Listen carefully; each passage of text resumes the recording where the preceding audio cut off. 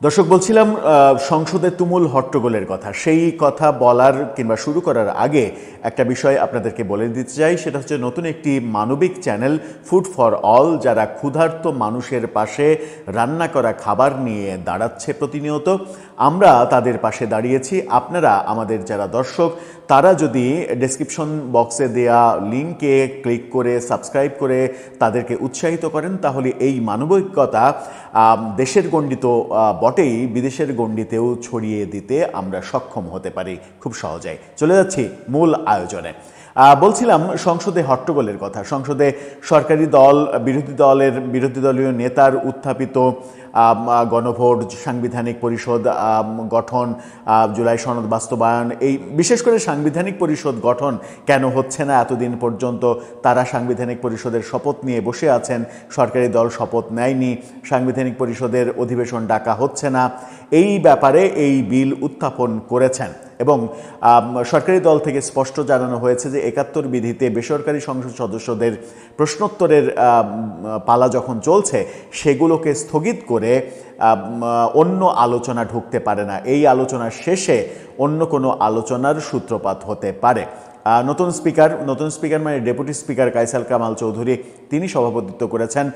Speaker major হাফিজের স্ত্রী মারা গেছেন, সেই কারণে তিনি সংসদে উপস্থিত হতে পারেননি। নতুন স্পিকারকে আমরা গুলিয়ে ফেলতে দেখেছি, বারবার ভুল করছিলেন তিনি এবং নিজেই নিজেকে ধন্যবাদ মাননীয় স্পিকার বলে ফেলেছেন, এরকমটাও আমরা দেখেছি। এই ব্যাপারগুলো অনভিজ্ঞতার কারণে হয়েছে এবং সংসদের কার্যক্রম দৃঢ় হাতে পরিচালনার ক্ষেত্রে যথেষ্ট বেগ পেতে হয়েছে, এমনটাও দেখেছি। বিরোধী দলের দাবি, সংবিধানের দোহাই দিয়ে বিএনপি গণভোট এবং জুলাই সনদকে পাশ কাটিয়ে যেতে চাচ্ছে। নাহিদ ইসলাম কি মন্তব্য করেছেন বেরিয়ে দেখুন RTVর এই শিরোনামটা। সেখানে বলা হচ্ছে, সংবিধানের দোহাই দিয়ে বিএনপি গণভোটের আদেশকে অস্বীকার করছে। সংবিধানের দোহাই দিয়ে বিএনপি অস্বীকার করছে, এই অভিযোগ যখন করা হচ্ছে তখন প্রশ্ন আসে যে বিএনপি তো সংবিধানের দোহাই দেবে। যে কোনো সচেতন মানুষই সংবিধানের কথাই বলবে যে সংবিধান বিরোধী কোনো কিছু করা যাবে না। প্রফেসর ইউনূস সরকার যে গণভোট করেছে, সেই গণভোট সংবিধান বিরোধী। সংবিধানে গণভোটের কোনো অপশন নেই। বিশেষ আদেশ জারি করে গণভোট তারা করেছে। সেই গণভোট নিশ্চিত করেই বিএনপি পাশ করবে না, অধ্যাদেশ বাতিল হয়ে যাবে। এই ব্যাপারগুলোই মোটা দাগে বোঝা যাচ্ছে। সংসদীয় কমিটির যে বৈঠকগুলো হয়েছে, সেই বৈঠকগুলো থেকে যে খবর আসছে, তাতে আগের একটা ভিডিওতেই বলেছিলাম যে গণভোট বাতিল হয়ে যাচ্ছে।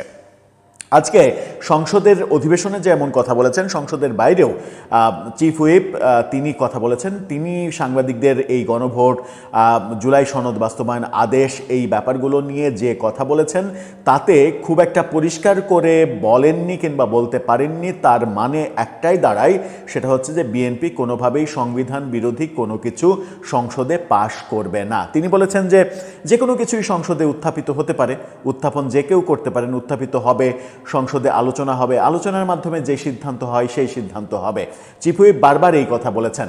তার মানে আলোচনার মাধ্যমে যে সিদ্ধান্ত হয় সেই সিদ্ধান্ত হবে, এর মিনিং একটাই দাঁড়ায়, বিএনপি এটা পক্ষে দাঁড়াবে না, সুতরাং এগুলো বাতিল হয়ে যাচ্ছে। এবং বিরোধী দলও বুঝতে পেরেছে যে বিএনপি এগুলো পাশ করবে না, সংবিধান বিরোধী যে ব্যাপারগুলো আছে সেই ব্যাপারগুলো বিএনপি পাশ করবে না। আজকে এই কারণেই সংসদে বিরোধী দলের নেতা, চিফ হুইপ নাহিদ ইসলাম, তারা বেশ শোরগোল করার চেষ্টা করেছেন, কিন্তু খুব একটা কাজে দেয়নি।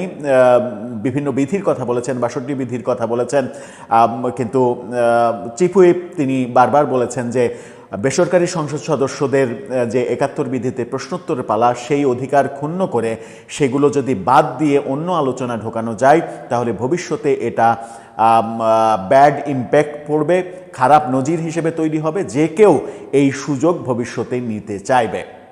সংসদের উত্তেজনার আজকে রেজাল্ট একটাই মনে হচ্ছে, সেটা হচ্ছে যে বিরোধী দল বুঝে গেছে গণভোট বাতিল হয়ে যাচ্ছে এবং সাংবিধানিক পরিষদ এই ব্যাপারগুলো বাতিল হয়ে যাচ্ছে।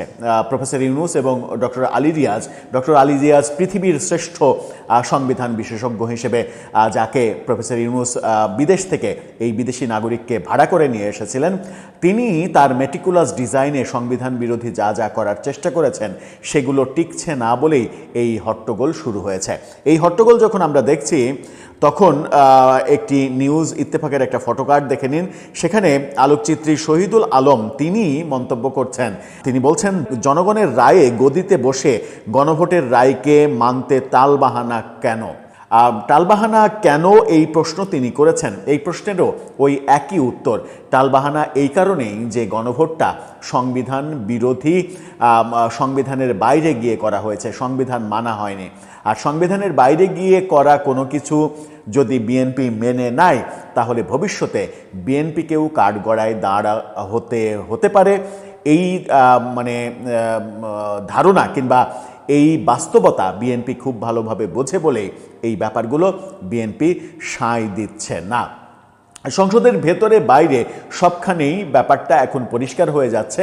বিরোধী দল হয়তোবা সংসদে না পেরে এরপরে রাজপথের আন্দোলনের ডাক দিতে পারে খুব শীঘ্রই, সেরকম দৃশ্যও আমরা দেখতে পারি। তবে আজকের যে দৃশ্য সংসদে দেখা গেল তাতে স্পষ্ট করে বোঝা গেল, এবং আরেকটি খবর গণমাধ্যম দিচ্ছে, আজকে রাতেই 133টি অধ্যাদেশ, যেটা প্রফেসর ইউনূসের আমলে জারি করা অধ্যাদেশ, সেই অধ্যাদেশের ব্যাপারে একটা ফয়সালা হয়ে যাওয়ার কথা।